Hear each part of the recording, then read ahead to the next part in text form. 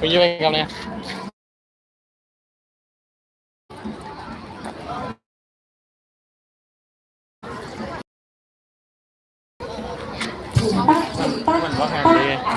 จบแล้วนะครับสำหรับทีมที่ 4นะครับสำหรับชมรมระวงประยุกต์นะครับของเทศบาลตำบลสันปูเลยนะครับอำเภอดอยสะเก็ดนะครับทีมนะครับทีมนี้รู้สึกว่าจะคึกคืนเป็นพิเศษนะครับด้านหลังนะครับสรุปไว้หน่อยครับม้วนใกล้ม้วนว่านะครับโอ้โหนะครับเรียกว่าทีมนี้คึกคืนจริงครับผมค่ะแล้วโอกาสเดียวกันนี้ค่ะขอเรียกเกียรติจากทางท่านนายอำเภอดอยสะเก็ดนะคะท่านจักรินทร์สิรินทรภูมินะคะและท่านนายกเทศมนตรีตำบลสันปูเลยค่ะท่านสาธิตคำหนองแก้วรวมถึงท่านประธานสภาเทศบาลตำบลสันปูเลยท่านชัยยุทธคุณยศยิ่งและที่ขาดไม่ได้ค่ะฝ่ายปกครองนะคะท่านกำนันตำบลสันปูเลยค่ะท่านมานิดกงแหวนค่ะอันไหนจ้องกันแจ้งการแจ้งก็ไหนและยังมีท้องถิ่นอำเภอดอยสะเก็ดนะคะธรรมดานะค่ะท่านพิเชษนะคะสกุลชรัตน์นะคะท่านท้องถิ่นอำเภอดอยสะเก็ดค่ะได้เกียรติมามอบแล้วยังมีหัวหน้าส่วนราชการในท้องที่ของอำเภอดอยสะเก็ดเรียนเชิญค่ะได้บนเวทีค่ะและขอถ่ายภาพร่วมกันนะครับสำหรับทีมดอยสะเก็ดนี้นะครับแต่ปฏิเสธไม่ได้เลยนะครับสำหรับท่านในอำเภอดอยสะเก็ดนะครับท่านหน้าตาอ่อนมากครับหล่อมากครับผมยอมรับเลยครับผมและยังเดินแบบให้กับทีมนี้ด้วยนะครับ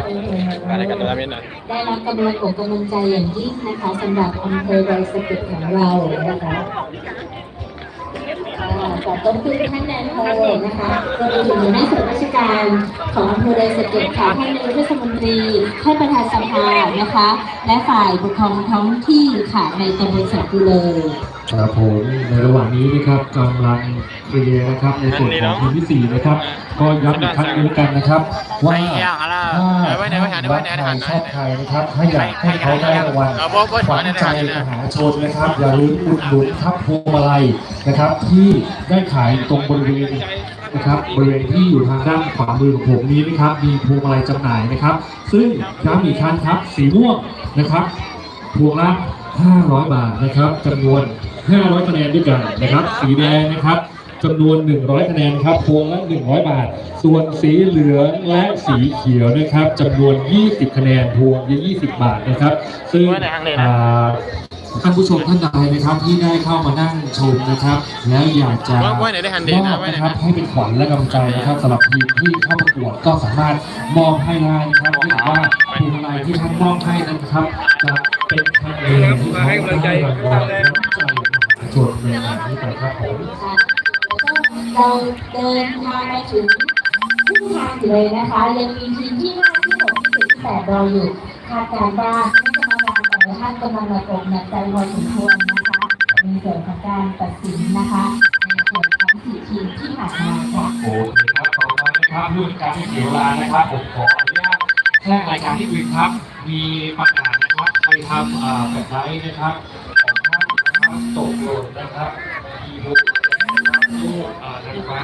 ต่อไปหนึ่งสามารถรับถือได้บริเวณนี้นะครับทำแบบครับสำหรับนี้ต่อไปครับทีมของทุกท่านครับสำหรับชมรมรับ15คิวเดินทางมาจากใช้เพลงที่ต้องตรวจอิจฉาตาดาวบอลต่อเนี่ย